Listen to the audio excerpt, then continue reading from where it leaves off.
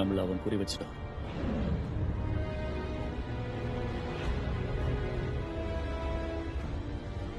எங்கேயோ இருந்து அவன் நம்மளை கண்காணிச்சிட்டு இருப்பாங்க.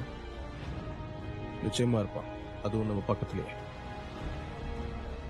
நான் சொன்னது ஞாபகம் இருக்குல்ல, இதுக்கு மேல யாரும் சாகக்கூடாது. இதுக்கப்புறம் சாக போறது அவன்தான்.